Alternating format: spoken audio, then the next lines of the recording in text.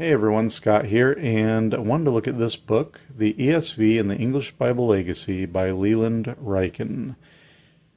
He is a professor of English at Wheaton College, and he also served as the literary stylist for the ESV, so as someone who knows the English language. And it's an interesting book because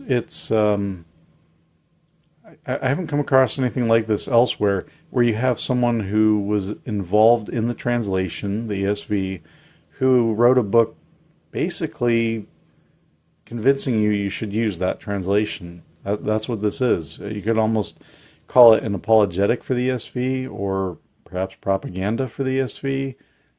That's a much less charitable take, but yeah, I found it very interesting. I enjoyed reading it, even though I don't agree with a lot of what he says, but there are some things maybe I do, and there's a lot of things that just really made me think. So it was a good experience. It's in three parts. First part defines the classic mainstream of English Bible translation, which is the Tyndale King James tradition.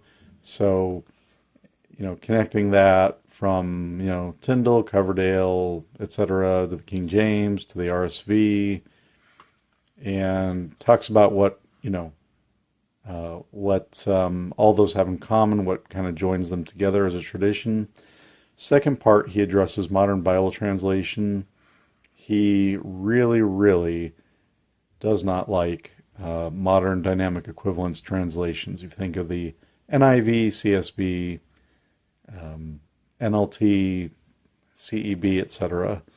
He spends a lot of time talking about the New English Bible too, which is kind of fascinating because that's such a much older translation. I have one around. I've talked about it on the channel, but it's not well known, I think, these days, probably especially among evangelicals. But yeah, it's the most I've ever seen it written about in a book. And then the part three, he has the ESV heir to the great tradition. So he's really laying out the case that we have this great tradition. Modern translations really miss the mark when it comes to translations which are part of that tradition, but the ESV is part of that classic mainstream tradition, and that is the Bible to use. So he makes some interesting points, and he brings up some things I hadn't thought about before, and I've done a fair bit of reading and study and thought on different translations, and but there are some things I'm like, oh, I never thought of that. This was one note that was kind of fascinating to me. He notes that the English Bible was a major shaper of the English language as it had existed for 400 years. I noted earlier the Oxford English Dictionary ascribes nearly 7,000 first instances of English words to William Tyndale and his assistant Miles Coverdale. So that's a really fascinating point, that the situation then was the translation of the Bible into English was really helping form the English language, where the kind of the opposite happens now, right? Where translations are more so being formed by the usage of English now. Now, I don't think the ESV is any different in that regard. It uses, higher level English, or more vocabulary perhaps, and is less influenced by current trends than some other translations. But, that is an interesting thought, though. And I think it just, a lot of that just comes down to the language is much more mature now, and we have more words. I don't know. It was an interesting note. And the other thing he mentioned, which is kind of related to that, is if we think about how some modern translations try to simplify English and use more common language that people know, one of his arguments is, Bible readers are people of normal intelligence. They can rise above a grade school level of language and thinking. They can be educated in theological concepts and terms. They can rise above the spoken idiom of the coffee shop and neighborhood chat. So, he makes a point that rather than bringing, the language down in our Bible translations, we should use the higher language, and people can learn and they can be taught. And I think that's a fair point. I think, And it's something I've been doing more and more as I read the Bible more and have read some more literal translations or translations written at higher reading levels like the ESV, NRSV, King James, so on. At the same time, though, I know for me, I was very glad to have the NLT when I first started reading the Bible a few years ago. I had not been in a good habit of reading for a number of years. I was a pretty good reader in school, but I just hadn't been reading much, and it was nice to have that. And I mean, the NLT does simplify, maybe oversimplify a lot of things and avoid a lot of theological terms. And yes, we can learn them. Most of us have to learn different terms and phrases for our careers and other parts of our life. So it's a fair argument. I don't think it negates the need for translations that are easier to read. There are also people that, for various reasons, will find something like an ESV very difficult to read if they have some kind of a restriction. If their English reading comprehension just isn't that good. If their English is not their first language, there's a lot of reasons why a translation like, say, the CSB or NIV might be much more might be much easier for them to grasp and to read. So I get his point, and I think it has some merit. I also think that dynamic equivalence translations have some merit as well. And I think the other thing to note is he wrote this book not long after the ESV came out, I think. Let's see, what year was it? I don't want to misspeak. Okay, no, about 10 years later. So this is from 2011. So that's the year the NIV got revised. The HCSB was around, but not the CSB. The NLT had not received its most recent revision yet. So I think, dynamic equivalence translations have kept getting better. And, like you look at the NLT, look at the 1996 NLT versus the 2015 is much better translation, much tighter with how it translates things. So there have been improvements made. Perhaps that wasn't as much the case when he wrote this. I think there's still things he wouldn't like about dynamic equivalence translations today, but I think they have merit too. So I will say, though, after reading this, and he talks about getting closer to what the biblical authors wrote in a more literal translation, just having better style. There's a lot of things that make me, I'm like, I already use some more literal translations, but if I didn't, he might have convinced me like I should at least make that part of my Bible study.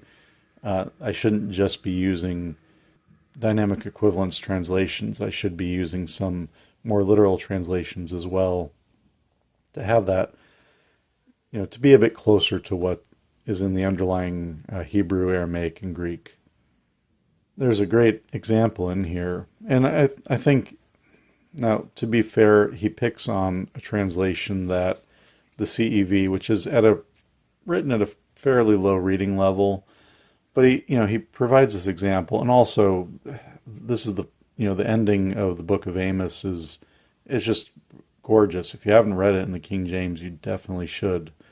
But here it is in the ESV. Behold, the days are coming, declares the Lord, when the plowman shall overtake the reaper, and the treader of grapes, him who sows the seed. And he says the CEV manages to make this vision sound like a bulletin from the Department of Agriculture. You'll have such a harvest that you won't be able to bring in all of your wheat before plowing time. You'll have grapes left over from season to season. Now, I had a pretty good chuckle when I read that, and he's right. I mean, that does sound like the kind of writing I would use in a email I'm sending at work to notify somebody of something. It's not pretty. This is much prettier. I'd say the King James is even a little nicer. But that's a fair point, and that provides some, I think, argument for using like the ESV or King James, RSV, so on. But that brings me to another thought, which is I feel like he spends a lot of time in this book really going after dynamic equivalence translations. You see several examples there. He doesn't really spend a lot of time comparing the ESV to other translations that also fit into that same tradition, and that are very literal. The NASB, the RSV itself, which the ESV was based on, the King James, the New King James, the NRSV. Now, the NRSV perhaps moves a little more away from literalness than some of those others, and it's also not popular with evangelicals anyways, so he didn't really need to discuss it. But yeah, I don't think he really makes a lot of a strong case like, okay, why not the NASB? Why not the NKJV? Those are popular translations, conservative, literal. It just seems like that was, just mostly was pitching it against translations that are much looser. At one place, he even kind of lumped the NASB in with the NIV, which, that seems, I don't understand why. It seems very unfair. The other thing I didn't really like throughout is just it just comes across as very disdainful towards the other translations, which if he doesn't like them, he doesn't like them, but it just very disdainful towards just common language. You just get a lot of bits in here. He points out one place he shows an ESV translation. He says this can't be mistaken for the language of the local Walmart. I don't really love that. I get what he's saying. It comes off as a bit, I don't know, elitist. Just, I can understand you don't want to use the language of your local Walmart in translation, but just saying it that way, I grew up rural. I grew up blue collar. I don't really like that. He also goes after gender inclusive language.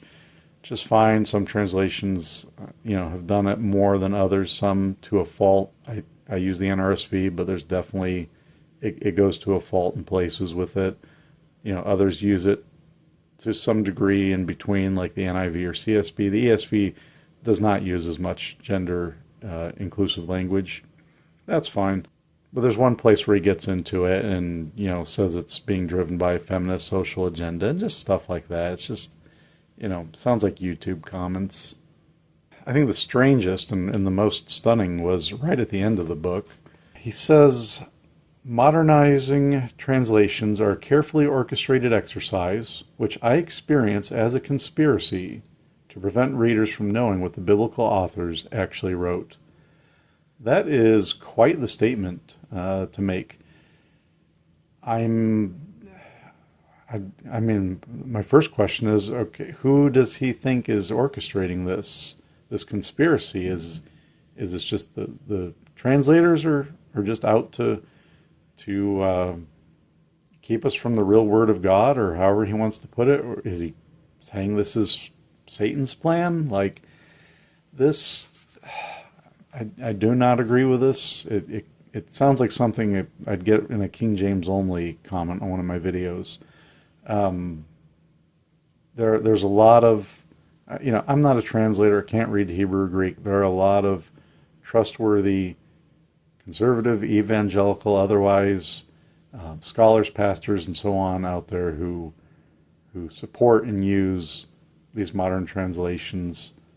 I trust that if they felt it was going to lead us astray or cause some, problem of faith, they wouldn't. So that was quite a statement.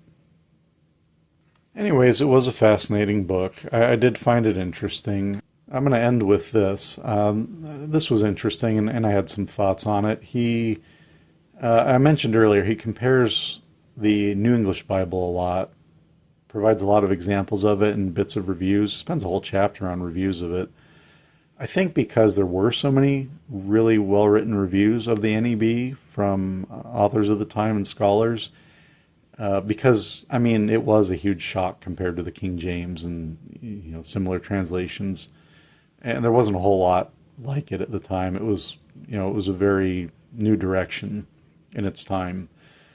But he shares some lines from this review by C.L. Wrenn, and you can find this online if you Google like C.L. Wrenn, New English Bible. It's on the Bible-Researcher website. But he wrote, in all languages I know of, it has been the universal tendency to express the central ideas of religion in a language more dignified, more archaic even, and with more implicit level of meanings than used for the doings of ordinary life. That's interesting. I would be curious if, to see, like, is there what's the data behind that, or what, is that the case? Certainly, we see that. Whether or not that's a universal tendency, I don't know. But he says elsewhere in the review, if passages of the scriptures are to suggest things of supraphenomenal reality, it cannot well be done in the natural vocabulary of our current speech. Is that true? I don't know. I think there are a lot of modern translations that are trying and doing quite well to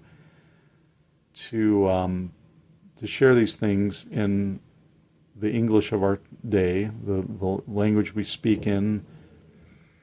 Does it need to be done in a language that is archaic or dignified? Or I'm not sure. I don't have an answer for that. I'm not a scholar. I do know I've used some translations which are, quote unquote, more dignified or archaic. I do enjoy using the King James Version here and there. I enjoy the how it reads and the challenge of it. I'm also very grateful for the CSB and NLT and other translations I use that are much easier for me to grasp and to read. And I often turn to the NLT after reading from the King James, because it's almost like a commentary in a sense. So anyways, I'm going to end with that. And as always, I'd love to hear your thoughts. If you have any thoughts on any of this, please share them in the comments below. As always, I thank you for watching. God bless, and we'll see you for the next video.